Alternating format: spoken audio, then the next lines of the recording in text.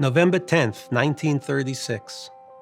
A small group of German emigres met in a Manhattan apartment.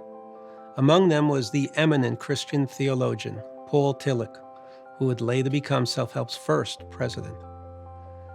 These emigres were among the lucky ones, and they feared for the safety of those who had not yet been able to escape the Nazi regime.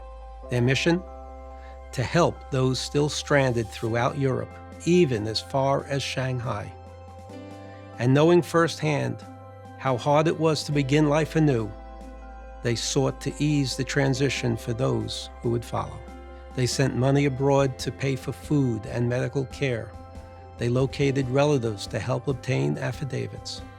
One remarkable feat was when, having learned about the terrible conditions at the concentration camps in southern France, they raised funds to feed the internees. 10,000 Jews had been deported and were in desperate need.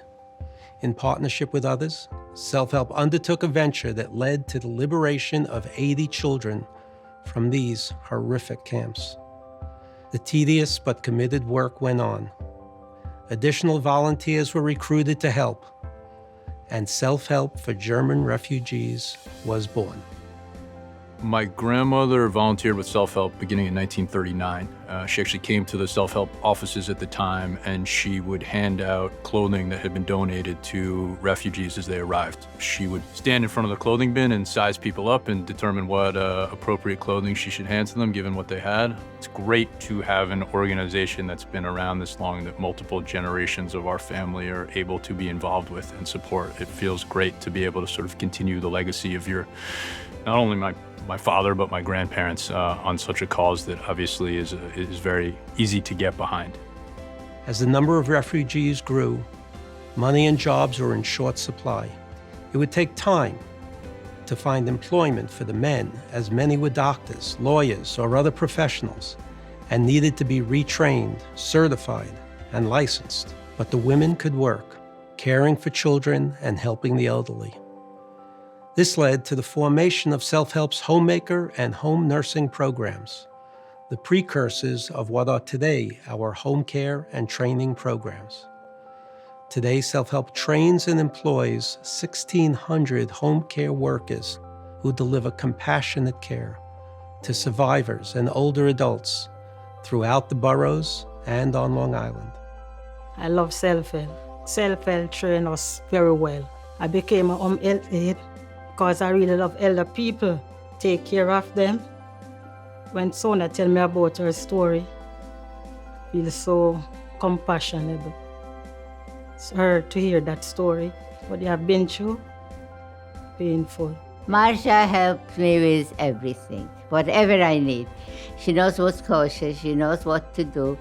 She comes, she does, she's just great. It's like she has a family, you know. I take her like I'm a mother. I'm a grandmother. She's so nice.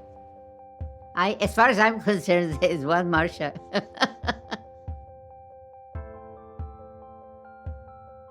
In the 1940s, Selfhelp also began an employment service. And to this day, we still receive grateful letters and even bequests from those who got their first job through Selfhelp. My mother got her first job through Selfhelp. My parents were very cognizant of the fact that the more recent immigrants who were coming during but primarily after the war really needed substantial assistance to learn the language and to find employment. During my college years in the summer, I was employed at Selfhelp. I was the switchboard operator. And in those days, it was a Lily Tomlin type of switchboard. It started as an employment agency, and it grew from that small little employment agency into today being the most significant, I think, agency for the aging in New York with over 20,000 clients. It's remarkable. Both my parents would be floored about the whole thing.